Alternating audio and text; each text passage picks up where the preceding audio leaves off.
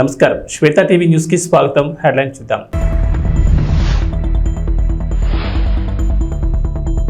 ఏపీలో 14 మంది స్వతంత్ర అభ్యర్థులకు గాజు గ్లాసు గుర్తు.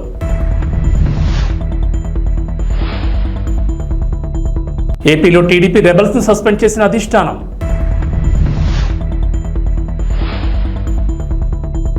కేంద్రంలో సంకీర్ణ ప్రభుత్వం రాబోతోంది. కేసీఆర్ నామినేషన్ల ఉపసంహరణ పూర్తయిన తర్వాత పోటీలో ఉన్న అభ్యర్థులకు గుర్తుల కేటాయింపు జరిగింది. గాజు గ్లాస్ గుర్తు కూటమి అభ్యర్థులను టెన్షన్ పెడుతోంది.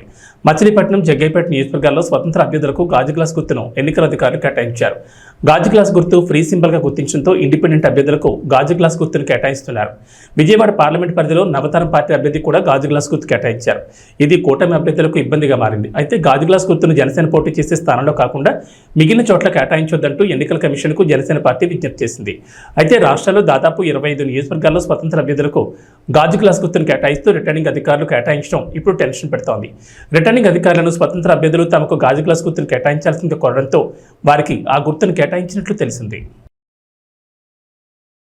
టీడీపీ రెబల్స్ గా నామినేషన్లు వేసిన అభ్యర్థులను అధిష్టానం పార్టీ నుంచి సస్పెండ్ చేసింది. అరకు నియోజకవర్గానికి చెందిన సివేరి అబ్రహం, విజయనగరం నియోజకవర్గానికి చెందిన మీసాల గీత, అమలాపురం నియోజకవర్గానికి చెందిన శ్యామ్ కుమార్, పోలవరం నియోజకవర్గానికి చెందిన ముడియం సూర్యచంద్రరావు, నియోజకవర్గానికి చెందిన శివరామరాజు, సత్యవేడ నియోజకవర్గానికి చెందిన జడ్డర్ రాజశేఖర్లను పార్టీ నుంచి సస్పెండ్ చేసినట్లు చెబుతూ అధికారిక ప్రకటన విడుదల చేసింది.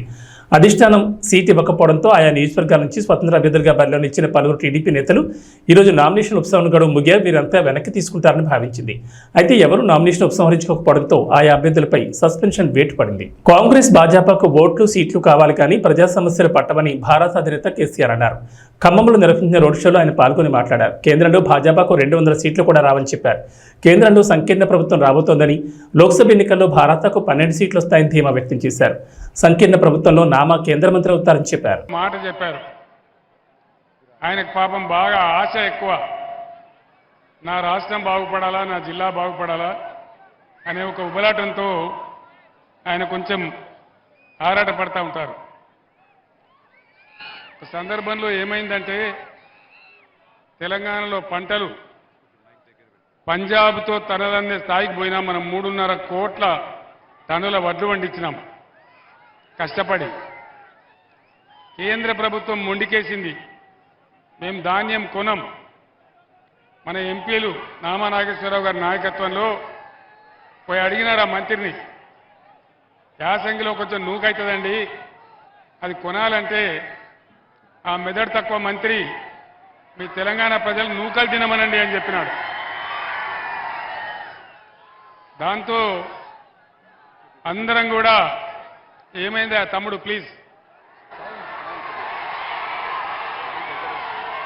సౌండ్ ఏందా, సౌండ్ చూడు. మొత్తం క్యాబినెట్, తెలంగాణ క్యాబినెట్, ఎంపీలు, ఎమ్మెల్యేలు, ఎమ్మెల్సీలు అందరం కూడా పోయి ఢిల్లీలో ధర్నా చేసినాం. కానీ ఆ సందర్భంలో ఒక్క బీజేపీ ఎంపీ కానీ, ఒక్క కాంగ్రెస్ ఎంపీ కానీ ఎవడు కనీసం నోరు కూడా తెరవలేదు. తెలంగాణ ఓట్లు కావాలి కానీ తెలంగాణ రైతుల సమస్య వాళ్ళకు పట్టదు. మన వాళ్ళు 9 ఉంటే వాళ్ళు 7 ఉన్నారు. కానీ నోరు తెరవలే, కనీసం మాట్లాడలే. అది ఇంతకుముందు నామాగారు చెప్పినటువంటి మాట. వారికి ఆ బాధ ఉంది. అంతెందుకండి, ఇప్పుడు బీజేపీ నుంచి ఇక్కడ ఒక కేంద్ర మంత్రి ఉన్నాడు, ఒక 3 ఎంపీలు ఉన్నారు, బీజేపీ పార్టీ ఉంది. ఈరోజు నరేంద్ర మోడీ క్లియర్గా చెప్తా ఉన్నాడు, గోదావరి నదిని నేను ఎత్తుకొని పోతా, తమిళనాడుకు, కర్ణాటక ఇస్తాను మాట్లాడుతూ ఉన్నాడు. ఒక్కడన్నా మాట్లాడుతున్నాడా? కేంద్ర మంత్రి కిషన్ రెడ్డి మాట్లాడుతున్నాడా? ముఖ్యమంత్రి రేవంత్ రెడ్డి మాట్లాడుతున్నాడా? మరి ఈ దద్దమ్మలు మనకు ఎందుకు అని నేను అడుగుతా ఉన్నా. మనకు ఉన్నటువంటి ఒకే ఒక్క ఆశ గోదావరి. ఖమ్మం జిల్లాలో గత 50-75 సంవత్సరాల స్వతంత్రంలో ఎవరు కూడా ఆలోచన చేయలే. కృష్ణలో నీళ్లు తగ్గినప్పుడల్లా మన పంటలు ఎండిపోవడం, మనం బాధపడడం, నాగార్జున సాగర్ ఆయకట్లో కూడా మనకు ఇబ్బందులు వస్తూ ఉన్నాయి. ఖమ్మం జిల్లా ఇబ్బందులు శాశ్వతంగా తీరాలని బ్రహ్మాండంగా దుమ్ముగూడెం ప్రాంతంలో సీతారామ ప్రాజెక్టు మనం కడతా ఉన్నాం. 37 టీఎంసీల ప్రాజెక్ట్ అది పూర్తి అయితే ఖమ్మం జిల్లాలో ఒక ఇంచి లేకుండా కూడా వ్యవసాయానికి నీళ్ళు వచ్చే ప్రాజెక్ట్ ఆ ప్రాజెక్ట్. మరి పైన ఇచ్చంపల్లి దగ్గర ప్రాజెక్టు కట్టి నేను కర్ణాటకకు తమిళనాడు నీళ్లు తీసుకొని పోతా అంటే ఎందుకు వీళ్ళు మాట్లాడడం లేదు? ఇలా ముఖ్యమంత్రి రేవంత్ రెడ్డి ఎందుకు మాట్లాడడం లేదు? అదే నేను ముఖ్యమంత్రిగా ఉండే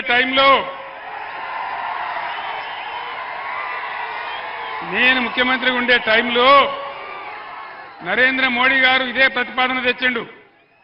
నేను చెప్పిన ఎట్టి పరిస్థితులలో మా రాష్ట్రానికి వచ్చే నీళ్ల లెక్క తేల్చేదాకా, మా వాటా మాకు అక్కడ పెట్టేదాకా నా తల తెగిపడ్డా సరే నేను ఒప్పుకోను అని చెప్పిన. అది బీఆర్ఎస్ పార్టీ పాలసీ.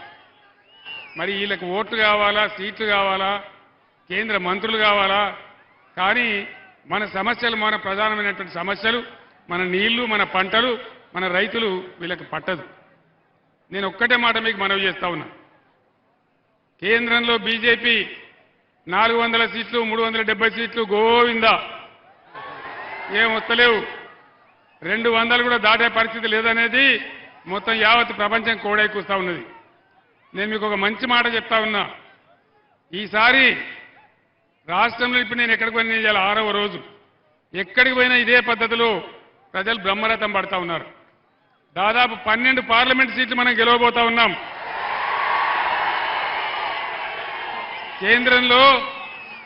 కేంద్రంలో సంకీర్ణ ప్రభుత్వం రాబోతా ఉంది. అప్పుడు ఏం జరుగుతుంది? మీరు నామాగారిని ఎంపీకి గెలిపిస్తే ఆ సంకీర్ణ ప్రభుత్వంలో నామాగారు కేంద్ర మంత్రి అవుతాడని మనం చేస్తా ఉన్నాం.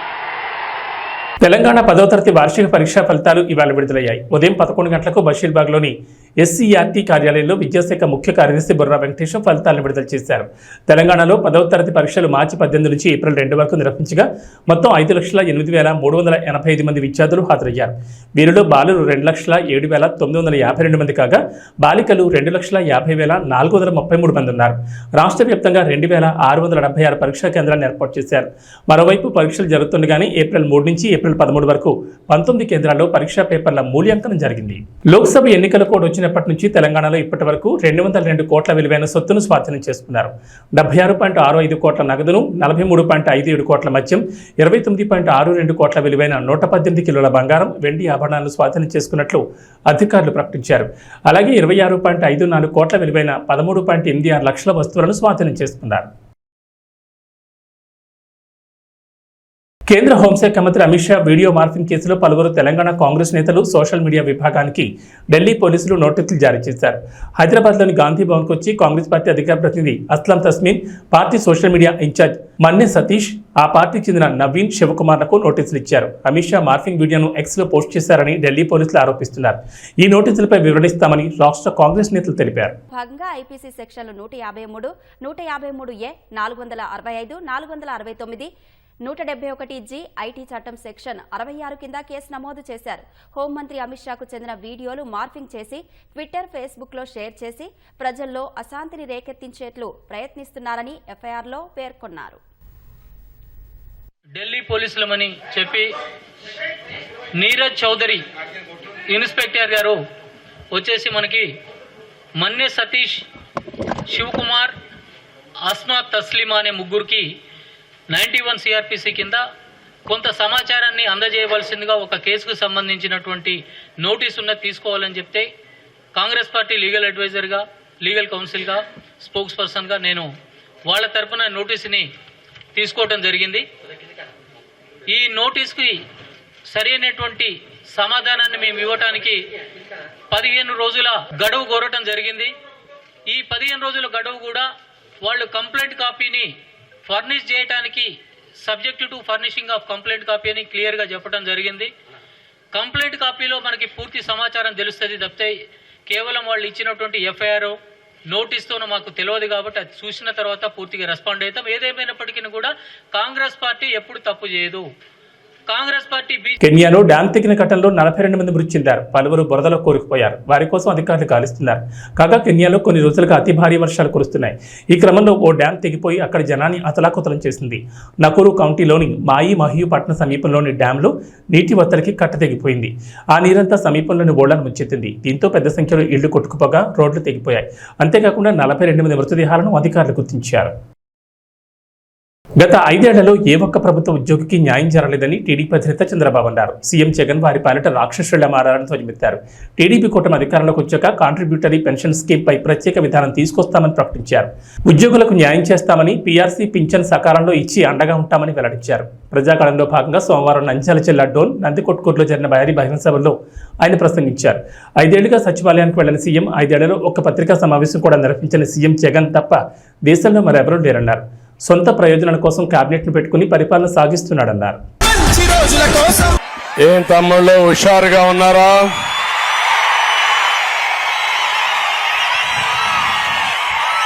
ఏమమ్మా ఆడబిడ్డలు హుషారుగా ఉన్నారా లేదా?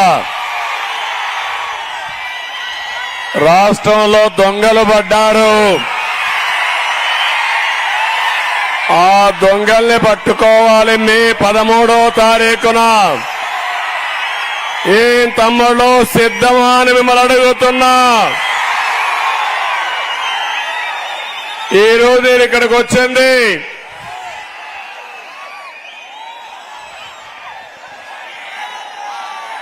డోన్ ఎమ్మెల్యేగా సూర్యప్రకాష్ రెడ్డి గారిని గెలిపించమని మిమ్మల్ని కోరడానికి వచ్చాను. ఇంకో పక్క పార్లమెంట్ అభ్యర్థిగా శబరిని గారు గెలిపించమని మిమ్మల్ని కోరడానికి వచ్చాను. ఎన్నోసార్లు ఇక్కడికి వచ్చారు కానీ ఈరోజు డోన్ అదిరిపోతా ఉంది. డోన్ లో సీన్ మారిపోయింది. పెట్టకథ మంత్రులకి, కట్టుకథ నేతలకి కాలం చెల్లదు. వారికి రాజకీయ సన్యాసం తప్పదు. ఇక్కడ హరికథ చెప్తాడు ఒక మంత్రి. ఆ మంత్రి వల్ల మీకు లాభమా తమ్ముళ్ళు అని అడుగుతున్నా. ఏమైనా బాగుపడ్డారా అని అడుగుతున్నా. ఆర్థిక మంత్రి అంటే అప్పుల మంత్రిని అర్థం. అప్పులు చేసింది బుగ్గన, అప్పులు కట్టేది మీరు. అవునా కాదా? ఈ ఎన్నికలు విధ్వంస పాలనకి, అభివృద్ధికి ఒక సవాల్. ఈ ఎన్నికలు నీతికి నిజాయితీకి జరిగే పోరాటం. అవునా కాదా అని అడుగుతున్నా.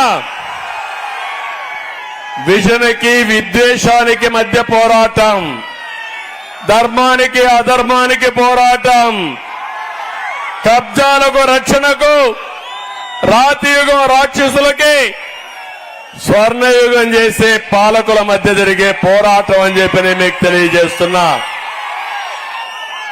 ఒక్కసారి చూడండి, ఈ బుగ్గనకి అక్కడ సైకో జగన్ కి కొవ్వెక్కిపోయింది అహంకారం ఒళ్ళంతా. కొవ్వు తగ్గిస్తారా లేదా తమ్ముళ్ళు అడుగుతున్నా మిమ్మల్ని. అరాచకం తప్ప అభివృద్ధి చేయని జగన్ కు పొలిటికల్ హాలిడే ఇచ్చేద్దామని జనసేన అధినేత పవన్ కళ్యాణ్ ప్రజలకు పిలుపునిచ్చారు. మే 13 మీరు ఓటుతో కొడితే వైకాపా కుంభస్థలం బద్దలవ్వాలంటూ ప్రజలను ఉత్సాహపరిచారు. పశ్చిమ గోదావరి జిల్లా తాడేపల్లిగూడెం, ఉంగుటూరు నియోజకవర్గం గణపవరంలో నిర్వహించిన వారాహి విజయభేరి సభలు, పిఠాపురం రోడ్ షోలో ఆయన ప్రసంగించారు. మన భూములు దోచుకోవడానికి జగన్మోహన్ రెడ్డి ప్రమాదకరమైన ల్యాండ్ టైటిలింగ్ చట్టం తీసుకొస్తున్నారన్నారు. దీని ప్రకారం మీ ఆస్తుల ఒరిజినల్ పత్రాలు జగన్ దగ్గర పెట్టుకుని యజమానులకు జిరాక్సులు మాత్రమే ఇస్తారని, మీ ఆస్తుల వివరాలని హైదరాబాద్ నానక్రామ్గూడలోని వైకాపా ప్రైవేట్ స్థావరంలో దాచిపెడుతున్నారని అన్నారు. వేదిక పైన ఉన్నాం. ఇక ఏం అనకముందే, ఇక ఏం అనలా, కే ట్యాక్స్ గురించి మాట్లాడినప్పుడు కొట్టు. మన జనసేన ఎమ్మెల్యే అభ్యర్థిగా, తాడేపల్లిగూడెం అభ్యర్థిగా గాజు గ్లాస్ గుర్తు మీద పోటీ చేస్తున్నాం బోలిశెట్టి శ్రీని గారికి మన బీజేపీ నర్సాపూర్ పార్లమెంట్ అభ్యర్థిగా కమలం గుర్తు మీద పోటీ చేస్తున్న భూపతిరాజు శ్రీనివాస్ వర్మ గారికి, మన జనసేన జిల్లా అధ్యక్షులు కొట్టుకులపూడి గోవిందరావు గారికి, టీడీపీ జిల్లా అధ్యక్షులు సీఎం కొట్టు సత్యనారాయణ గారు 2014లో నా ఆఫీస్కి వచ్చి ఆయన నన్ను మీరు పొత్తులో ఉన్నారు కాబట్టి తెలుగుదేశం పార్టీ టికెట్ ఇప్పించమని కోరారు. కానీ ఆ రోజున పాపం మాణిక్యాలరావు గారికి దివంగతులైన మాణిక్యాలరావు గారికి వెళ్ళిపోయింది. మేబీ ఆ కోపం ఉందనుకుంటా ఆయనకి నా మీద, ఆయన టికెట్ ఇప్పించలేదని కక్ష కట్టేశారు. అందుకే ఆయన ఈ మధ్యన బాగా రెచ్చిపోయి సీఎం జగన్ తిట్టిన ఎవ్వనైనా సరే పాతాళంలోకి తొక్కేస్తానని చెప్పి అధికారంలోకి రాగానే కొందరు అకౌంట్లు సెటిల్ చేస్తామని కొట్టు సత్యనారాయణ గారు అన్నారంట. బాగా ముదిరిపోయారు సత్యనారాయణ గారు, మీరు డబ్బులు ఎక్కువైపోయాయి, మీకు మెదడుకు కూడా కొవ్వు పట్టేస్తుంది మీకు, అందువల్ల నన్ను మాటలు వస్తాయి. కొట్టు సత్యనారాయణ గారు, నేను జనరల్గా మనుషులతో గొడవలు పెట్టుకోను, చాలా మర్యాదగా ఉంటా. కొట్టు గారికి ఒకటే చెప్తున్నా, మీ కొట్టు కట్టే సమయం అయిపోయింది. తాడేపల్లిగూడెంలో మనకి కొట్టు సత్యనారాయణ గారి కొట్టు, జగన్ గారి అవినీతి కోట రెండు పోతాయి ఈ ఎన్నికల్లో. బోలిశెట్టి గారంటే నాకు చాలా ఇష్టం. ఓటమిలో నిలబడ్డ నాయకుడు, దమ్మున్న నాయకుడు, ప్రజలు కష్టాల్లో ఉంటే వచ్చి అండగా ఉండే నిలువెత్తు 6 అడుగుల ఆజానుబాహు. ఇంకా చెప్పాలంటే జనసేన బాహుబలి. మా బాహుబలి ముందు కొట్టు ఎంత, కొట్టు ఎంత. కొట్టు గారికి కూడా చెప్తున్నా, ఏంటి మన చిన్న ఇల్లు కడితే 5 లక్షలంట, పెద్ద ఇల్లు కడితే 10 లక్షలంట, ఇంకొంచెం పెద్ద ఇల్లు కడితే 20 లక్షలంట. సో కే ట్యాక్స్ ఎక్కువైపోయిందంటే తాడేపల్లిగూడెంలో వ్యాపారస్తులు ఎక్కువ, జీఎస్టీ కట్టాలి, ఇన్కమ్ ట్యాక్స్ కట్టాలి, సర్వీస్ ట్యాక్స్ కట్టాలి. కే ట్యాక్స్ కూడా కట్టాలంటే ఎక్కడ కడతాం? కే ట్యాక్స్ని తీసేయడానికి ఒకటే, కూటమి ప్రభుత్వం అధికారంలోకి వస్తుంది జూన్లో. కొట్టుగారు మీకు కూడా చెప్తున్నా, మీకు కూడా కే ట్యాక్స్ విధిస్తాం, మీకు మీ కుటుంబ సభ్యులకి, మీ వర్గానికి కూడా కూటమి ట్యాక్స్ ఇస్తాం. మీ అందరికీ మా మోడీ గారి చేత మీకు ప్రత్యేకించి పెనాల్టీ వేయిస్తాం, అడ్డగోలుగా దోచేసినందుకు. కరప్షన్ చేసిన వాళ్ళు ఎవరిని వదిలేదు లేదు. ఇక్కడున్న విద్యార్థులు ఎంతమంది ఉన్నారు? మీరు ఇక్కడ చాలా మంది విద్యార్థులు ఉన్నారు. అందులో ఎస్సీ విద్యార్థులు ఎంతమంది ఉన్నారు? ఇక్కడ ఎస్సీ విద్యార్థులకి దాదాపు 27 పథకాలు తీసేశారు. 27 పథకాలు. అంబేద్కర్ విదేశీ విద్యా విధానం తీసేశారు. 27 దళిత పథకాలు తీసేశారు. ఇక్కడున్న విద్యార్థులకి మీకు ఫీజు రీయింబర్స్మెంట్ జరిగిందా? మీకు ఫీజు రీయింబర్స్మెంట్ జరిగిందా? మీకు ఫీజు రీయింబర్స్మెంట్ ఇవ్వరు, కానీ కొట్టు ట్యాక్స్ అయితే విధిస్తారు మనకి. పట్నంలోని రేపల్లె బస్టాండ్ వద్ద నిర్వహించిన సభలో సీఎం జగన్ పొన్నూరు నియోజకవర్గ అభివృద్ధి సమస్యలపై స్పందించకపోవడంపై ప్రజలు నిరాశ చెందారు. కూటమి నాయకులపై అవే మాటలు, అవే విమర్శలతో సరిపెట్టారు. సీఎం ప్రసంగంలో పచ్చలేకపోవడంతో జనాన్ని ఆకట్టుకోలేకపోయారు. రాష్ట్ర రాజకీయాలపై ఆయన ఎక్కువసేపు మాట్లాడారు. సీఎం వేదికకు రాకముందే పార్లమెంట్, అసెంబ్లీ అభ్యర్థులు ప్రసంగించారు. గుంటూరు పార్లమెంట్ వైకాపా అభ్యర్థి కెలారి వెంకట్రోసే మాట్లాడుతూ తమ హయాంలో పేదల కోసం అనేక సంక్షేమ పథకాలు, అభివృద్ధి కార్యక్రమాలు నిర్వహించామని పేర్కొన్నారు. పొన్నూరు నియోజకవర్గంలో ప్రధాన సమస్యలను పరిష్కరించామన్నారు. పొన్నూరు అసెంబ్లీ వైకాపా అభ్యర్థి అంబటి మురళీకృష్ణ మాట్లాడుతూ మాజీ ఎమ్మెల్యే ధూళిపాటి నరేంద్ర కుమార్ నియోజకవర్గ అభివృద్ధికి చేసిందేమీ లేదన్నారు.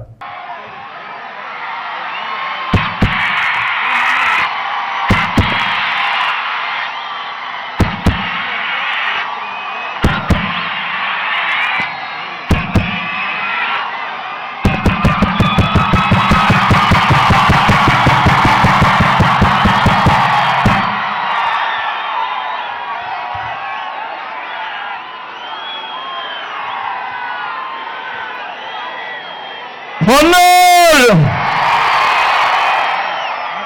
శతమం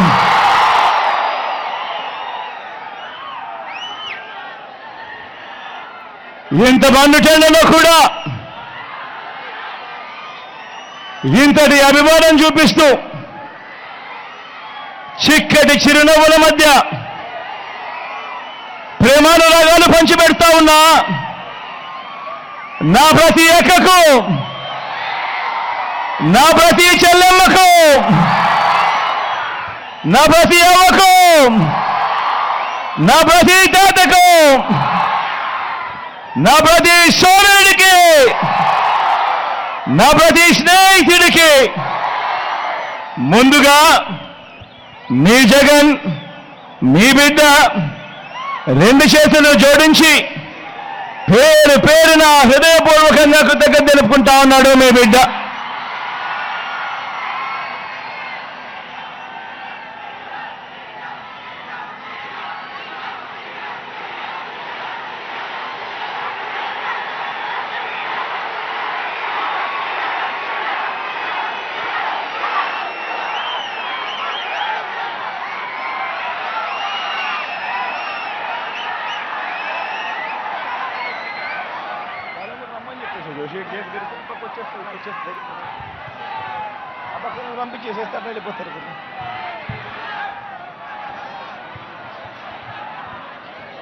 మరో 2 వారాల్లో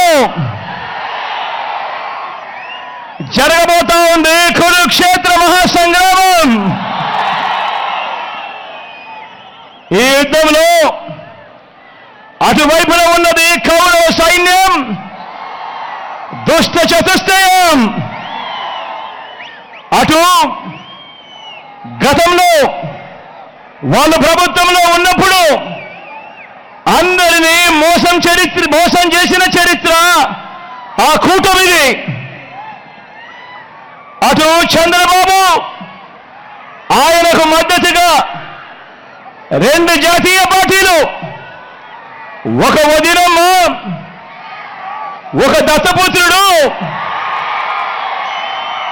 ఒక ఈనాడు, ఒక ఆంధ్రజ్యోతి, ఒక టీవీ5, వీరందరూ సరిపోరు అన్నట్టుగా వీరి కుట్రలు, వీరి కుతంత్రాలు, వీరి మోసాలు, వీరి అబద్ధాలు, వీళ్ళందరితో కూడా యుద్ధం చేస్తా ఉన్నాం ఈరోజు.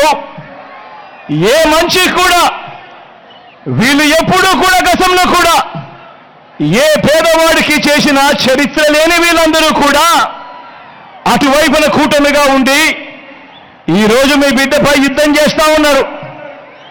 ఇటువైపున మీ బిడ్డ ఒక్కడే ఒకడు, ఇటువైపున మీ బిడ్డ ఒక్కడే ఒకడు, ఇంటింటికి మంచి చేసిన మీ బిడ్డ ఒక్కడే ఒకడు. మీ బిడ్డ నమ్ముకున్నది మిమ్మల్ని, పైన దేవుడిని. మీ బిడ్డకు పొత్తు ఎవరితో ఉంటే అది మంచి చేసిన మీ అందరితోనే అని చెప్పి కూడా మీ బిడ్డ గర్వంగా చెప్తా ఉన్నాడు.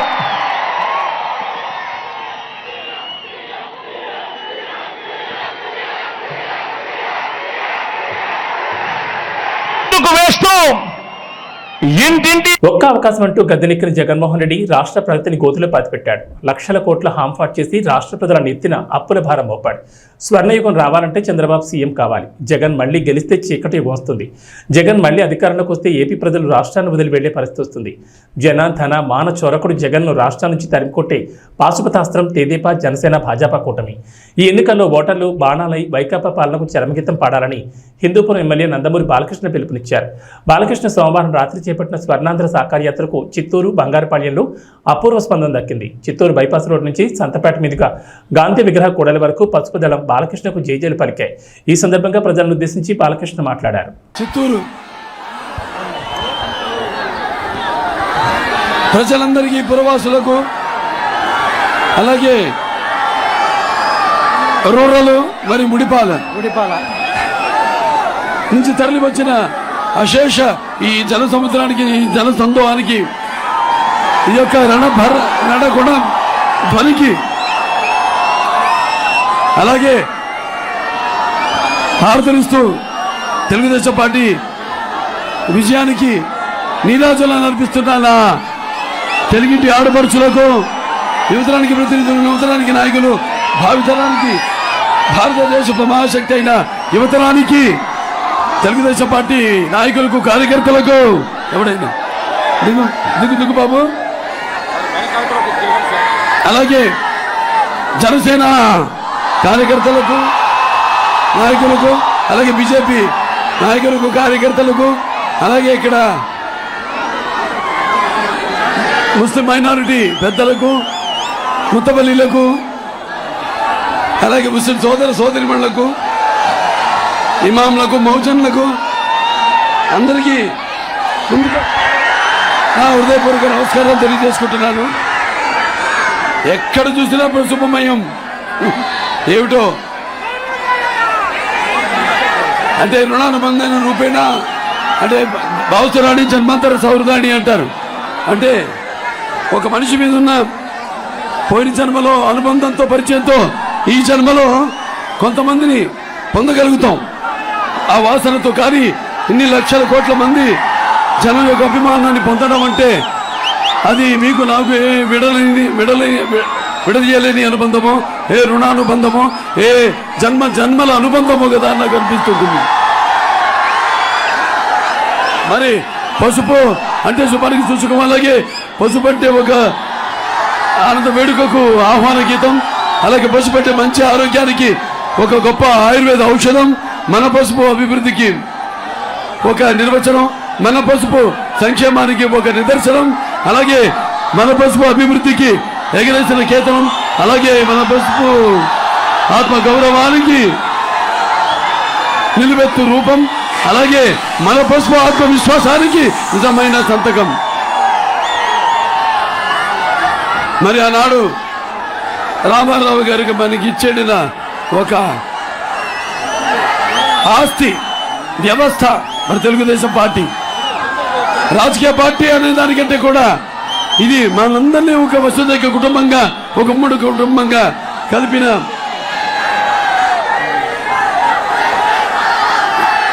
వ్యవస్థ మన తెలుగుదేశం పార్టీ.